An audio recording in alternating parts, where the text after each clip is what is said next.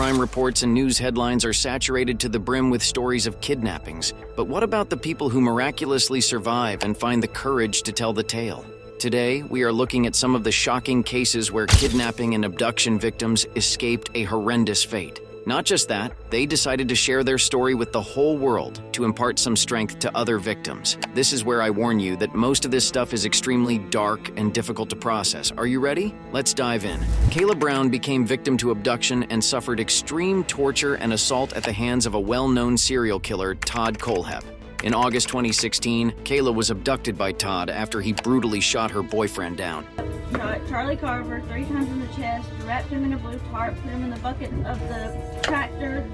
He fired 3 shots into Charlie's chest. She continued, "That's when Todd grabbed me from behind, took me inside, put me on the floor, handcuffed me." Todd was also covering his tracks well by posting fake photos of her on her dead boyfriend's social media, giving the illusion that they were happily married and living far off somewhere, while Kayla was living this nightmare where she had to spend countless days shackled inside a shipping container. The police were searching everywhere for her until one day, about 2 months later, the misguiding posts on her social media, courtesy of her captor, led the police straight to where she was being kept. The investigators heard banging sounds from inside the container, and when they opened it, inside was Kayla chained like a dog. This is girl. How are you, honey?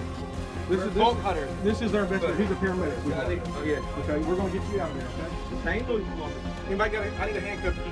When the authorities questioned Kayla, it became clear that Todd was an even bigger criminal than they thought. The Spartanburg County Sheriff said 30-year-old Kayla Brown was found chained up like a dog in a storage container in November. He would confess to his crimes in front of Kayla. He liked to brag that he was a serial killer and a mass murderer. Kayla also said that he did not plan to stop anytime soon. He had taken more than 100 lives and had so much more in store. He had dreams of his body count being in 3 digits. Kayla Brown was lucky enough to have gotten away from Todd, but the authorities decided it was time to put a stop to Todd's antics. So in the same month, he was caught by the police and even confessed to his crimes, all thanks to the leads dropped by Kayla. Now Todd is serving life in prison for his heinous crimes. If that is not enough to scare you away, this next one, aka the Gone Girl case, will spook you right out. It tells the story of an unfortunate couple who were given the trauma of a lifetime right in the so-called safety and confines of their own home. This case follows Aaron Quinn and Denise Huskins, who apparently got caught in the wrong mess mistakenly. It all started with a bone-chilling, "Wake up, this is a robbery." The voice kept saying, "Wake up, this is a robbery. We're not here to harm you." I opened my eyes and... What started as a break-in and a robbery soon turned into something far more ugly. It was not a robbery at all. In fact, it was a carefully planned scheme to get Aaron to do a few under-the-table jobs, and as a guarantee, they abducted Aaron's girlfriend, Denise. He said, "This is what we're going to do. We're going to take you for 48 hours. Aaron's going to have to complete some tasks," Denise said. And so she was taken. She endured assault at the hands of her captor. Aaron would be contacted and blackmailed by Denise's captors. While Aaron was going out of his mind worrying over Denise's safety, the police suspected Aaron to be the mastermind. There were claims that he might have harmed Denise and hidden her body somewhere. And fairly quickly, the detective said, "I don't believe you." They said maybe we were in a fight and I pushed her down the stairs, Aaron Quinn said. Maybe we were experimenting with drugs. Maybe we were into weird sex things and something went wrong. Eventually, after 2 days, Denise was set free by her captors near her mother's home, which is where the police found her. How did you get away? He made the decision to release me, and he said that he was gonna drive me all the way down to Southern California. Your hometown? Yeah. The case gained fame by the name Gone Girl because of the speculations that Denise faked her own disappearance to get back at her cheating partner, Aaron. To sit back silently and watch the world have a conversation on the most horrific thing that you've lived through.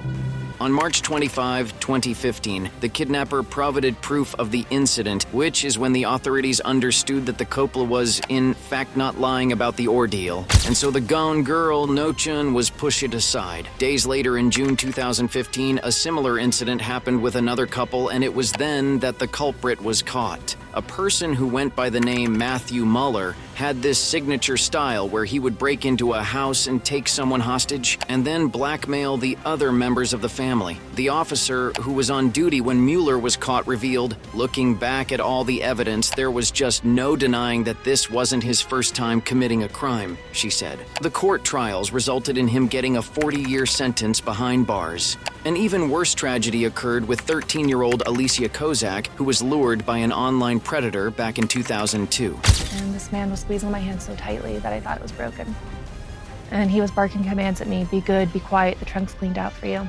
And he made me look in the back seat. Her then 38-year-old captor kept her bound and chained in his basement for where she was tortured and sexually assaulted, all the while being filmed live. He put a locking dog collar around my neck and dragged me to his dungeon and me, Alicia revealed. Upon seeing the live stream, a man recognized her from a missing persons poster and tipped the FBI, which is when she was rescued after 4 days. Trying to cover myself because I had no clothing on and raising my hands and staring at the end of a gun, I saw that it was law enforcement by what was written on the back of his jacket. After undergoing therapy for months, she finally decided to share her story with the rest of the world and become a prime propagator of a missing persons organization and child safety. Today, she runs many successful programs and is a motivational speaker. It was a miracle I was found, Alicia said. Another way to say miracle is luck, and children's safety shouldn't be left up to luck. One would think a mistake as small as trusting the wrong person on the internet could end up being your worst mistake. How about just boarding the wrong school bus? Chloe Jones got kidnapped after she got on the wrong bus. She only remained in the captivity of her captor, William Mozingo, for 4 days. But one look at her after those days is enough explanation as to what she would have gone through. Yeah, probably up. Where's she at? Up there also? Yeah. Why don't you just sit down there? Oh my God, guys, I'm water. Oh, we'll get you some stuff here. Her captor abused her physically with a baseball bat, so much so that she had panda eyes, broken fingers, several facial fractures, and a fractured skull at the time she was retrieved by the authorities. What's even creepier is at the time of arrest, William, her captor, could be heard mouthing, "I love you, Chloe," but it's good that he would never be able to get his hands on Chloe ever again. Ariel Castro is yet another name in the dark world which gives everyone chills. He was the abductor of 3 girls in 2002 who had undergone immense torture at his hands. And does everyone have water? Anyone like needing water or anything? You guys? The worst fact about this case is that the abductions lasted for as long as over a whole decade. Michelle Knight, Amanda Berry, and Gina DeJesus were the names of his victims. These 3 victims were acquaintances of Ariel's daughter, whose custody Ariel's wife had after the two had gotten separated on grounds of domestic abuse. 2 of the victims also got pregnant, out of which Amanda was allowed to give birth while the other one was starved until she miscarried multiple times. All of this went on until Amanda managed to escape after 11 years of captivity in 2013. She made a frantic call to 911. It was then that the authorities were notified and Ariel was arrested. Ariel was sentenced to a lifetime plus 1,000 years of imprisonment for these abductions. But he was found hanging in his cell in 2013. What was thought to be a case of suicide was later revealed to be another hideous reality. Apparently, Ariel had accidentally died while performing auto-asphyxiation, which is thought to be an erotic act. This is all for this video. But if you aren't running for the hills yet, make sure to click on these other videos to see more handcuff highlights.